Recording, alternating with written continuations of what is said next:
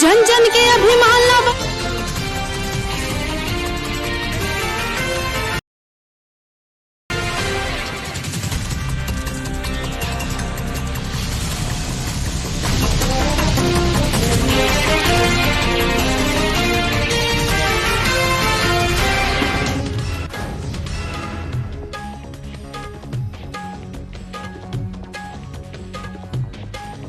Monsoon season से पहले मुख्यमंत्री पुष्कर सिंह धामी ने अधिकारियों को दिए कई दिशा निर्देश। सीएम धामी ने कहा बरसात से पहले सभी तैयारियां पूरी कर ली जाए। मुख्य सचिव राधा रतूड़ी सहित अधिकारियों के साथ विभिन्न विभागों के विभागाध्यक्ष रहे बैठक में मौजूद।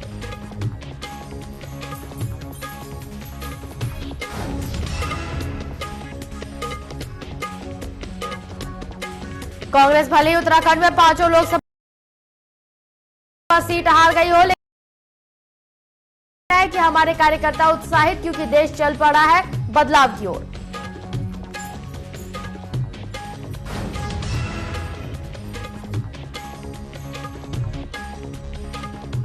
उत्तराखंड के कृषि मंत्री गणेश जोशी ने अधिकारियों को दिए सख्त निर्देश। उन्होंने कहा 10 से 12 बजे तक ऑफिस में बैठकर जनता की सुनेंगे फरियाद। इसी के साथ देश के प्रधानमंत्री नरेंद्र मोदी के नेतृत्व में जो सरकार चली उसे देश की 140 करोड़ जनता पूरी तरीके से संतुष्ट।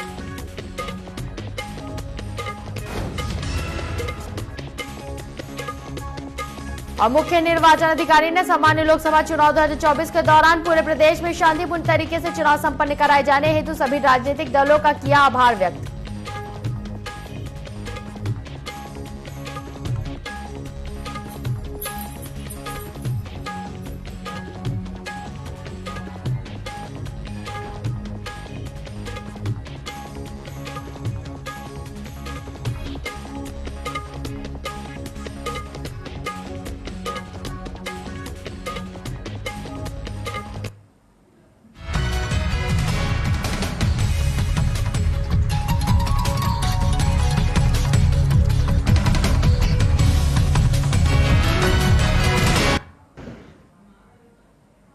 नमस्कार, न्यूज अपडेट में आपका स्वागत है। मैं हूं आपके साथ सिमरन मिश्रा। बढ़ते हैं खबरों की ओर। तो उत्तराखंड में विधानसभा की 2 सीटों पर उपचुनाव होना है। उपचुनाव के लिए 10 जुलाई की तारीख तय की गई है। मंगलौर और बद्रीनाथ विधानसभा सीटों पर होने वाले उपचुनाव को लेकर मुख्यमंत्री पुष्कर सिंह धामी ने प्रतिक्रिया दी है। सीएम धामी ने कहा कि लोकसभा चुनाव के बाद अब विधानसभा के चुनाव हो रहे हैं। हम जनता के बीच जाएंगे और उनसे आशीर्वाद मांगेंगे। आपदाओं का भी सामना करना पड़ता है, अतिवृष्टि का सामना करना पड़ता है, नदी नालों की जो बाढ़ आती है उसका भी सामना होता है, जल भराव होता है। तो उसी से संबंधित क्योंकि आगे हमको किस प्रकार से काम करना है, हमारा पूरा एडमिनिस्ट्रेशन एक एक्शन मोड में रहे और जहाँ भी जरूरत हो उससे पहले से जो तैयारियाँ करनी है उस तैयारियों के लिए कि कहीं जहाँ साफ सफाई होनी है साफ सफाई हो, कुछ जगह पर जो नाले बंद हो गए हैं उन सबको खोला जाए, कहीं पर जो है कूड़ा जमा हो जाता है वो सब चीज़ें, और साथ में ऐसे समय में रोडें बंद हो जाती हैं तो रोडें भी क्योंकि चारधाम यात्रा भी चल रही है तो उसका भी विशेष रूप से क्योंकि यह है कि कहीं मार्ग ज़्यादा लंबे समय तक अवरुद्ध न हो, तो इन सब विषय में बात करें। रुड़की के होटल में सांसद बनने के बाद पहली बार मीडिया से मुखातिब होते हुए हरिद्वार सांसद त्रिवेंद्र सिंह रावत ने मंगलौर उपचुनाव को लेकर कहा कि इस सीट को जीतने के लिए रणनीति तैयार की जाएगी। यह सीट हमेशा ही भाजपा के लिए चुनौती रही है क्योंकि इस सीट पर भाजपा का प्रत्याशी अभी तक जीत नहीं पाया। कहा कि हरिद्वार में किसानों की खेती, शिक्षा, इंडस्ट्री, इन सभी पर काम किया जाएगा। गांव के गरीब बच्चे जो सरकारी स्कूलों में पढ़ाई करते हैं उन बच्चों को भी आगे बढ़ाने का कार्य किया जाएगा। जनता ने जो उन पर विश्वास जताकर दिल्ली भेजने का कार्य किया है उस पर वे खरा उतरने का पूरा प्रयास करेंगे।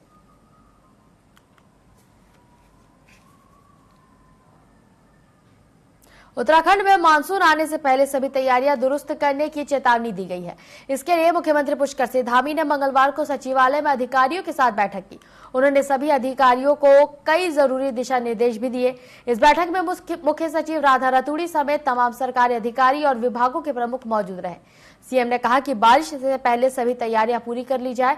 वहीं प्रबंधन विभाग को आपदा जैसी स्थिति से निपटने के लिए विशेष रूप से तैयार रहने को कहा। साथ ही उन्होंने अधिकारियों को बरसात से पहले शहरों की नदी नालों की साफ सफाई का जायजा लेने के निर्देश दिए।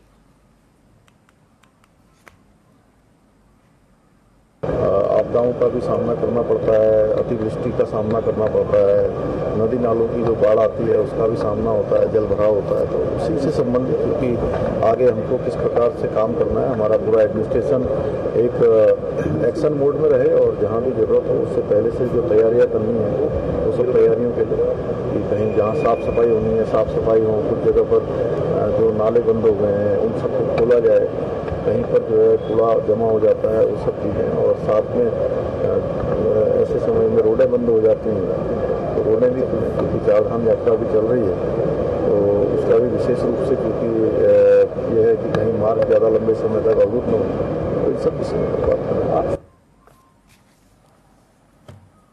मुख्य निर्वाचन अधिकारी ने सामान्य लोकसभा चुनाव 2024 के दौरान पूरे प्रदेश में शांति तरीके से चुनाव संपन्न कराने को लेकर सभी राजनीतिक दलों का आभार के लिए सभी राजनीतिक दलों से इसी प्रकार के सहयोग की अपेक्षा की है। मुख्य निर्वाचन अधिकारी ने राजनीतिक दलों के प्रतिनिधियों को चुनाव प्रक्रिया की जानकारी दी।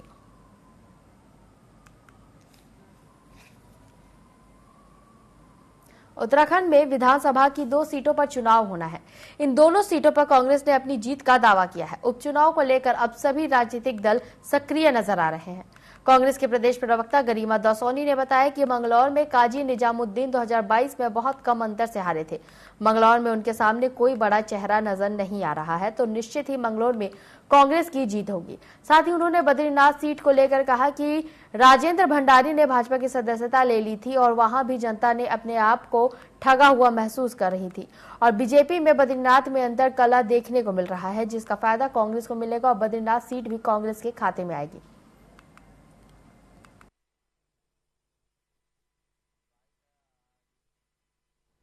हम इससे पहले भी हमारा कांग्रेस का प्रतिनिधि मंडल मुख्य निर्वाचन अधिकारी से मिला था और हमने ये उनसे निवेदन किया था कि 7 चरणों के जो लोकसभा चुनाव हैं उसी दरमियान ये चुनाव कराए जाएं।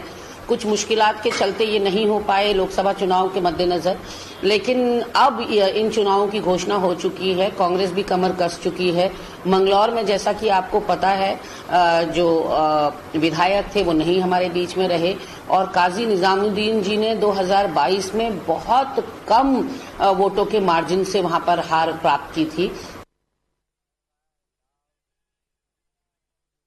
उत्तराखंड की 5 लोकसभा सीटें कांग्रेस भले ही हार गई हो लेकिन देश भर में कांग्रेस के प्रदर्शन से कांग्रेस कार्यकर्ता उत्साह में है।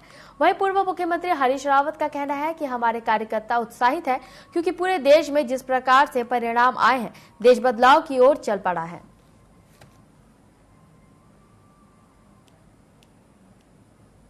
हमारे कार्यकर्ता उत्साहित है क्योंकि पूरे देश के अंदर जिस तरीके से परिणाम आए हैं देश बदलाव की तरफ चला है। कुछ राज्यों में अपेक्षित समर्थन नहीं मिल पाया जिनमें उत्तराखंड भी है, इसलिए बदलाव जो आना था वो नहीं आ पाया। मगर कांग्रेस कार्यकर्ता ये समझते हैं कि बस एक जोर की कमी रह गई है तो वो जोर लगाने के लिए कांग्रेस कार्यकर्ता तैयार है।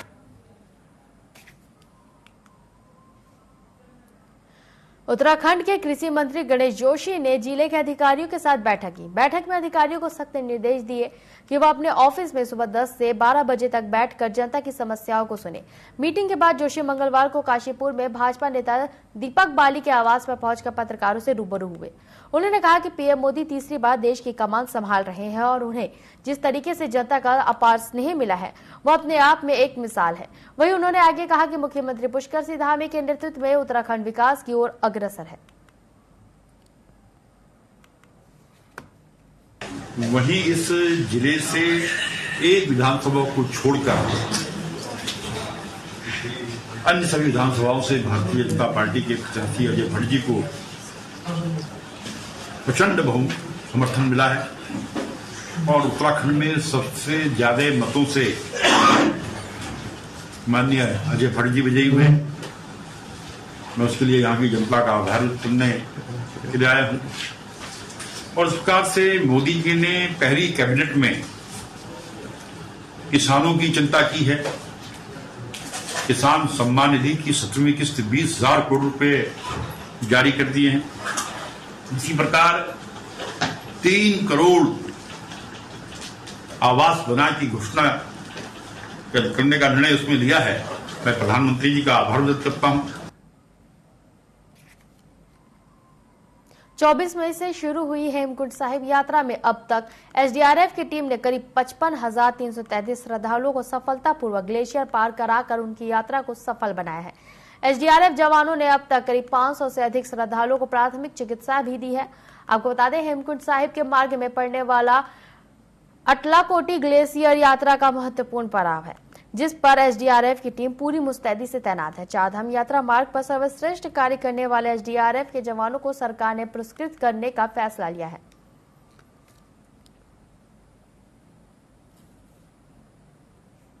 Personnel who are posted here upstairs in Hemkund Sahib, SI Deepak Saman and paramedic first responder Kamal Singh, and they have really saved our life and helped both of us today because we were the last ones to leave from here. Yeah. And हमने उनको बहुत ज़्यादा रोका and they have वो trekking में भी हमें बहुत हेल्प करे, so they have really helped us. Thank you so much for helping us out. Thank you. विश्व प्रसिद्ध केदारनाथ धाम पहुंचने वाले यात्री बाबा केदारनाथ के दर्शन के दौरान बारिश और बर्फबारी में न भीगे, इसके लिए यहां आस्था पथ का निर्माण किया गया है। अभी तक लगभग 500 मीटर आस्था पत्र का निर्माण कार्य पूर्ण हो गया है। आस्था पत्र पर यात्रियों के लिए गर्म पानी, बैठने के लिए मेडिकल आदि की भी व्यवस्था की गई है। आईआईएम रोहतक के निदेशक धीरज शर्मा ने केदारनाथ धाम पहुंचकर यात्रा का जायजा लिया। उन्होंने बताया कि सरकार की ओर से बेहतर व्यवस्थाएं बनाई जा रही हैं।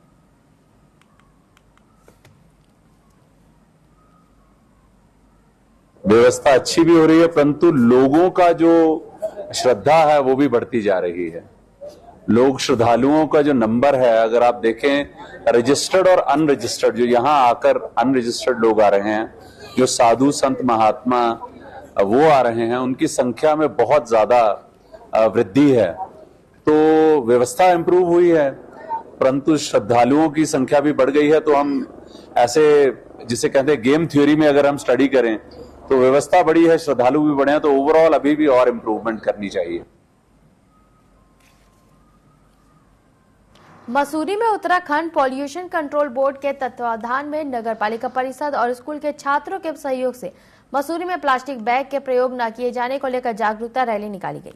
इस मौके पर कॉलेज के छात्र छात्राओं ने लंढौर गुरुद्वारा चौक से अम्बेडकर चौक तक प्लास्टिक बैग न प्रयोग करने को लेकर विभिन्न प्रकार के स्लोगन और नारों से लोगों को जागरूक किया। छात्र छात्राओं ने बताया कि पर्यावरण के लिए प्लास्टिक काफी खतरनाक है, ऐसे में इसका प्रयोग नहीं किया जाना चाहिए।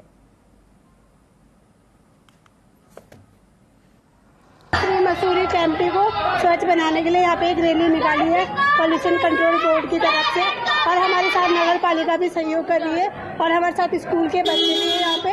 हम यहाँ पे सिंगल यूज प्लास्टिक होता है उसको कम करने के लिए यहाँ पे हमने रैली निकाली है। इसमें RN Bhargav inter college, Mussoorie girls inter college और घनानगर राजकीय इंटर कॉलेज इस रैली में प्रतिभाग कर रहे हैं, और इसका मुख्य उद्देश्य है कि शहर को स्वच्छ कैसे रखें, प्लास्टिक से मुक्त कैसे रखें, इसकी जागरूकता को लेके इनके द्वारा एक रैली का आयोजन किया गया है। सितारगंज के ग्राम खैराना से सांप काटने के चलते ग्रामीणों की मौत का मामला सामने आया है, जहां घर के बाहर ग्रामीण को सांप के काटने से ग्रामीण की मौत हो गई। वहीं मामले में डॉक्टर रविंद्र सिंह ने बताया कि मृतक गुरदेव सिंह को मृत अवस्था में सामुदायिक स्वास्थ्य केंद्र लाया गया था, जिसकी जांच के बाद सूचना पुलिस को दे दी गई।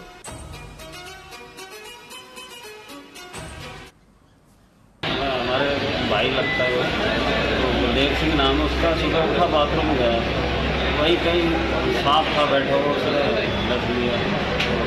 फिर उसके बाद बिलासपुर ले गया, वहाँ से उन्होंने मना कर दिया। दोपहर पुत्र श्री भूर सिंह, ये निवासी खैरना के 35 साल उम्र है इसकी। इसको सांप के द्वारा काटा गया था और इसको मृत अवस्था में हमारे हॉस्पिटल में लाया गया है, जिसकी सूचना हमने पुलिस को भेजी है, और इसका ECG वगैरह हमारे द्वारा करवा लिया गया, जिसमें कुछ एक्टिविटी नहीं है। उत्तराखंड हाईकोर्ट ने वक्फ बोर्ड के सीईओ की नियुक्ति पद को चुनौती देती जनहित याचिका पर सुनवाई की है। मामले की सुनवाई करते हुए उच्च न्यायालय की खंडपीठ ने राज्य सरकार को आदेश दिया है कि वक्फ बोर्ड के नियम 23 के अनुसार इस पर 2 सप्ताह के भीतर अपनी स्थिति स्पष्ट करें। मामले की सुनवाई के लिए कोर्ट ने 2 सप्ताह के बाद की तिथि तय की है। सुनवाई पर उनकी तरफ से अदालत को बताया गया कि प्रदेश सरकार वक्फ बोर्ड के सीईओ पद पर स्थायी नियुक्ति नहीं कर रही है।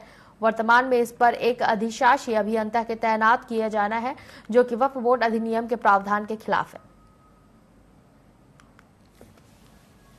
वो वक्फ बोर्ड के सीईओ की जो योग्यताएं हैं एक्ट के अंतर्गत वो उसको धारित नहीं करते हैं, इसलिए उसको चैलेंज किया गया था। पूर्व में इसी संबंध में एक पीआई हुई थी जिसमें गवर्नमेंट ने कोर्ट में आश्वासन दिया था कि फ्यूचर में हम ऐसा जो पूर्णकालिक सीईओ की नियुक्ति की जाएगी। दोबारा इन्होंने उस पिटिशन उसके बाद उस पहले वाली पीआईएल के बाद एक पूर्णकालिक सीईओ नियुक्त करने के लिए प्रयास किया गया था। उसके बाद पुनः अब दोबारा फिर वही काम करना शुरू कर दिया था। सरोवर नगरी नैनीताल में पर्यटन सीजन का आगाज हो गया है। स्कूलों और गर्मियों की छुट्टियों पड़ने के साथ ही पर्यटक शहर सपाटे और गर्मी से निजात पाने के लिए सरोवर नगरी का रुख कर रहे हैं और केवल कार का लुत्फ उठा रहे हैं। रोपवे यात्रा की वेटिंग के दौरान निगम की ओर से बच्चों और बड़ों के लिए कई तरह के साहसिक खेलों की भी व्यवस्था की गई है, जिसमें बम्पिंग कार, स्काई साइकिलिंग प्रमुख है।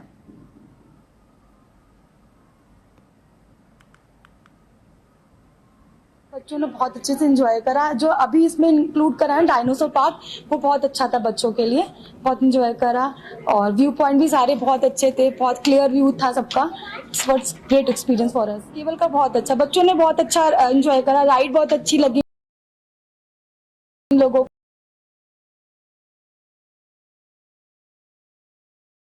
बहुत अच्छा ऊपर से हम लोग को देखने को मिला।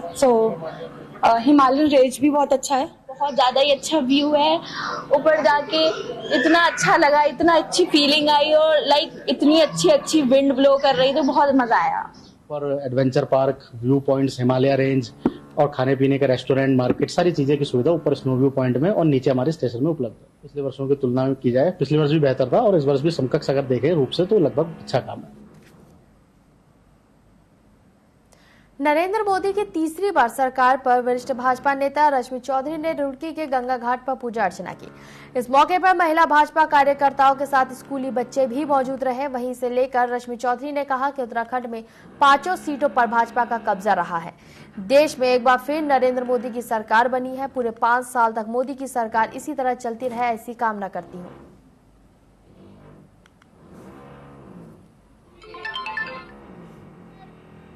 नमामि गंगे की ओर से कि इन्हें राष्ट्रीय सचिव का पद यहाँ पर मिला है, जो हमारे लिए रुड़की वासियों के लिए बहुत गर्व की बात है। और त्रिवेंद्र सिंह रावत जी को शुभकामनाएं देती हूँ। यहाँ पर हमारी हरिद्वार क्या पूरे उत्तराखंड में 5 सीटें हमारे बीजेपी की रही हैं, तो इसके लिए भी हम उनको पूरी शुभकामनाएं देते हैं। मोदी जी को प्रधानमंत्री बनने की हार्दिक शुभकामनाएं। इतनी गर्मी में हम लोग गंगा पूजन के लिए आए थे, क्योंकि हमारे पूरे भारतवर्ष में तीसरी बार हमारे नरेंद्र मोदी भाई प्रधानमंत्री बने हैं और हमारे डिस्ट्रिक्ट हरिद्वार से त्रिवेंद्र सिंह रावत जी भारी मतों से जीते हैं, तो हमने और हमारे 5 सांसद जीते हैं, तो हमने इस खुशी का इजहार किया है, गंगा माँ को प्रणाम करा है और गंगा मैया से प्रार्थना करिए कि हमारी जो सांसद हैं हमारे त्रिवेंद्र सिंह रावत जी विकास की गंगा को बहाएं। नरेंद्र मोदी जी का नाम जिस तरीके से पूरे विश्व में मतलब कि जाना माना जाता है,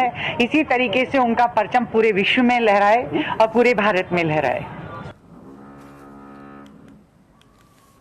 खबरों पर आगे बढ़ने से पहले एक नजर इस वक्त की बड़ी खबर पर डालेंगे, जो कि कर्णप्रयाग से सामने आ रही है। कर्णप्रयाग से इस वक्त की बड़ी खबर आपको बता दें, बद्रीनाथ यात्रा मार्ग पर पुलिस ने की यातायात व्यवस्था चौकस। बड़ी खबर आपको बता दें, कर्णप्रयाग से बद्रीनाथ यात्रा मार्ग पर पुलिस ने की यातायात व्यवस्था चौकस। नियमों का उल्लंघन करने वालों के खिलाफ थाना प्रभारी सख्त।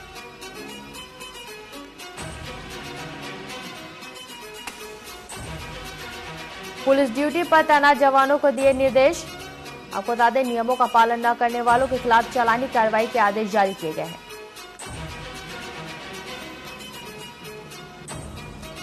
इस वक्त की बड़ी खबर से आपको अपडेट करवा रहे, जो कि कर्णप्रयाग से सामने आ रही है।